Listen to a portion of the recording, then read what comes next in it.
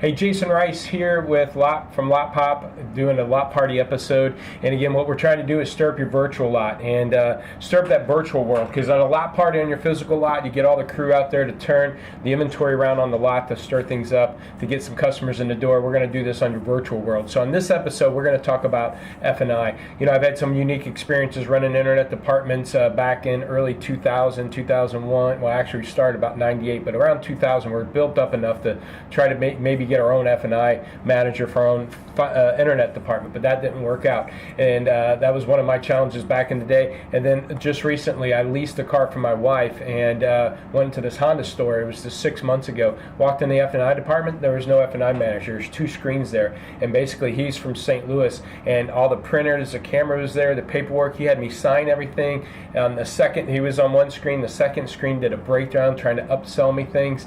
And it was just a unique experience, and nothing like I've experienced before. And to me, I want to get into that dealership and interview them to see if that process is for every customer, or if maybe it was overflow and they go in there, or cash customers, maybe they go in there. Something that maybe it's because my lease was only 3 years, 12,000 miles. Maybe it was just not a big lease or to get a lot of warranty, so maybe he got stuck doing it. But they outsourced basically F&I, and it was virtual. The guy wasn't there with me. And here's a picture of it, matter of fact. So it was a really strange experience.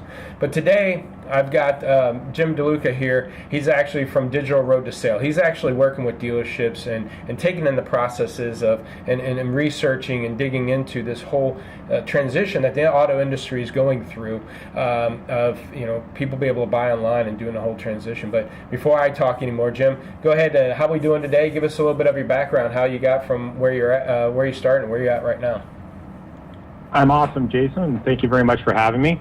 I've been in the automotive space for well over 22 years. I started with boots on the ground, like most of us, selling cars. Moved on into F&I, became a floor closer at an automotive profit builder store. And for the last 18 years, I've been doing training and consulting at dealers all across North America. Awesome. So now, what does your training entail? Do you go through F&I, sales, service? What all do your service? I work with all three departments in an effort to modernize and provide a more customer-centric type of process.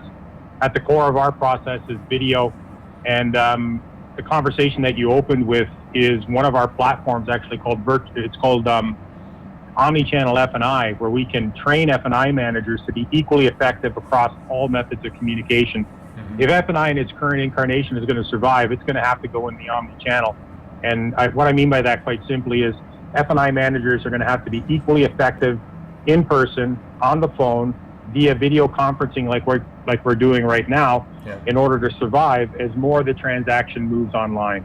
Yeah, and that's where, again, I walked into this Honda dealership, and I'm in Olathe, Kansas. I'm not in some big metropolitan market or anything, and I was kind of shocked that this kind of dealership is that proactive. I think this company was in St. Louis, Missouri, and again, they told me he wasn't a commission-based finance manager, and so that, and then having that person seem like from the outside, again, as a consumer, might seem like they're not out to, here's the dealer trying to get more money out of me. It was somebody else trying to help me package my car better or something with a warranty and so forth. So it was a unique experience like that. But the other thing I always struggled with, if I could do things over at the store again, on the store level, would be having my internet people be F&I people too, be able to handle the customer from front and to back, because that was my biggest struggle. Again, this is early 2001, 2002. We'd be working deals and pretty much done deals, except for the customer saying, well, hey, what kind of rate can you get me, because I can get this rate at my bank. And we tried to talk to F&I people, and they didn't want to give up that information. They didn't want to give up the interest rates and payments, because they wanted to have time to be able to sell products and stuff, and that made sense. But I think you killed two birds with one stone. Be able to retain good selling people with good salespeople, good F&I, be able to do both, because then the profit for that person, or that income, is pretty good. Tell me a little bit about that, or what's your thoughts on having maybe just one person from beginning to end. Well, I agree 100%, regardless of whether it's an online transaction or a in-dealership transaction. Having one person complete the entire process solves a lot of fundamental problems that dealers and consumers are experiencing today. Number one, it would eliminate the turnover in staff. If we redistribute the wealth from the F&I department to the sales floor, we're going to be able to attract, hire, and maintain much better qualified people. Yeah. And that'll eliminate one of the struggles that dealers are having. From a consumer perspective, two of the biggest complaints are the amount of time it takes. And the most recent statistic that I've read said that 44% of people don't even want to negotiate. They just want to go in and pay one price. Yeah. So having a one price, one person scenario provides a better consumer experience. It's not fragmented. It saves a lot of time. And what I mean by fragmented is the whole process of going back and forth between a sales manager and a customer is fragmented. Every time the sales consultant leaves the customer's side, that consumer is wasting time. The second time loss is when they're waiting to get into the F&I department. That could be anywhere from 20 minutes to an hour. Yeah. Then there's an information overlap where the F&I manager tries to extract all the same information that they gave the salesperson. So there's redundancy, it's fragmented, it takes too long, it's an uncomfortable experience. And the hybrid one person, one price scenario addresses all of those concerns, provides an equal amount, if not more profit for the dealer, and a better consumer experience. And I'm encouraging dealers to look at these types of platforms simply because there's new upstart digital disruptor type competitors like Carvana that are introducing these simple processes to the market, and they're gaining huge market share. Yep. Right now, the number one used car retailer in Atlanta is the Carvana operation. Wow. They're doing 500 cars a month, and they've only been there for 4 years. Could you imagine that type of growth from 0 to 500 in 4 years? I thought about that. Is right now, dealerships could kind of do the same thing as a franchise dealer, been there for 50 years. You go, what's this Carvana? How can I compete? That's just too futuristic. I don't think customers want to buy cars that way, what have you.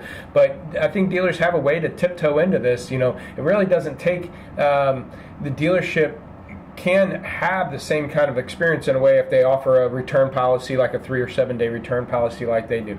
They could do online paperwork if there's software out there that the dealers could do for that. They could do things like trade a marketplace to get values of trade-ins. Even if they wanted to buy some kind of transporter or to take the cars and deliver to the customers with some cool logos on it, dealers can kind of do what Carvana's doing. If it's working for them and the customers are going down this road, you don't want to go out of business. You're going to have to either, I always say, step up or step out. And if you either got to step up and do what they're doing, and or stand out and do what no one else is doing. And so these guys are standing out, and you're going to have to step up and do those things if they start chipping away at your market share. And it's not that hard to do it. Yeah, you're going to have to change some processes and stuff, but I think dealers can accomplish it. What do you think on that? I mean, as dealers, I don't think it's a threat that dealers are going to lose that because of stuff like that. They can do it themselves too. Oh, I couldn't agree more. The technology is readily available. It's relatively simple. It's what the consumer wants, and you're right. They have to step up to the plate. There's so much conversation about digital disruption, and that's when the pace of technology moves quicker than our ability to respond to it. Mm-hmm. And these Carvanas and BPs, and now even some of the OEMs are pushing for a one price, one person scenario. Mm-hmm. Lexus had a very successful trial on 11 dealerships across the United States, and in December they're initiating phase 2. Volvo is engaging in a similar type of one person, one price, buy online type scenario. So it's coming, and dealers really have two choices. You can either evolve and disrupt your competitors, or wait till a Carvana or a BP or a Sonic Automotive opens a one price store next to you and be disrupted and have to respond. Yeah. And I think being responsive in a scenario like this is going to be much more difficult than being proactive. I recently had a conversation with a very successful dealer, big Ford store, and I asked him what's preventing him from taking his sales platform online. And he said, well, his community isn't ready for it. And I said, well, if you were to guess, what percentage of your community you think would buy online? He goes, well, 10 to 15%. And I said, how would you like to increase your market share by 10 or 15%? Yeah. And he got it. Yeah. Okay, well, let's go after because that. We're refusing to do something that there's a proven market for, simply because we want to rest on our laurels of the traditions of our dealership. By simply offering a platform like that, you're going to gain market share and get wonderful CSI and grow. Yeah. Well, I'll be turning 43 here in a couple months in November, and I haven't, computers were new through high school and stuff for me, and but I'm used to buying stuff online now. I just bought a $300 liquid fertilizer spreader and they delivered to my front door. So, and now I'm different because I bought a lot of my cars and have them deliver. I deal with dealers, so they bought it and delivered it to me, so I have no problem. I don't feel like I had to go to the dealership and do that kind of stuff. But I could see these new generations, as they grew up with computers and grew up with buying stuff online, buying a car online probably isn't going to be that big a deal for them. And other than test drives and stuff, so I still think the test drives are comparing a Ford to a Silverado. Dealers are going to have to be out there. I'm not saying dealers are going to be eliminated. It's just you got to give them that option and have that. What you call it, a hybrid, to have them be able to do at least both. If they want to come in and do the experience, come in and do the experience. If they want to go and think about it, they can go and think about it and then buy it online once they made the decision, right? That's kind of absolutely, because what's going to happen, what I fear is going to happen, Jason, is there's a phenomenon called showrooming, and there's really two definitions of that. But one definition is where you go out and check something out at a retail operation, and then you go and buy it online to get a better price. So a lot of these showrooms in the future are going to simply be the proving ground or the test driving center. And then once I make the decision on the vehicle, I just simply order it online and have it delivered to my house and not have to go through that traditional process. Yeah. And that's happening as we speak. I mean, we see people showrooming in car dealerships right now where they're checking the information, they're chatting with other sales consultants. Yeah. Right when they're standing on your showroom floor or sitting down in your sales consultant's office. There's nothing that we can do to prevent change. There's nothing that we can do to change consumer behavior. The only thing that we can do is migrate with the times and give the people what they want. And ultimately, it's going to be more profitable for the dealer. Yeah, yeah. And I deal with some small town dealers, and they're very competitive, and they're getting people to drive 2 or 3 hours away to get their cars. But, I mean, if people have that option to buy it and get it shipped or delivered or something like that, I mean, I don't think it's that far off. You look at things like Amazon, again, they're continually to blow up. And I'm thinking, man, if I ever get in another business, it might be the delivery business like a UPS and stuff, and because it's just going to blow up because that's where the growth is going to be over time here, and I think people are going to be used to and comfortable with that. Do you think if a dealer was to want to tiptoe into this, what's the best place for them to start? To get, hey, let's try an online appraisal tool, get used to handling customers that way, or let's get a buy it online, fill out the paperwork tool, or just change the internal part. What's the best step for a dealer to lean into this right now?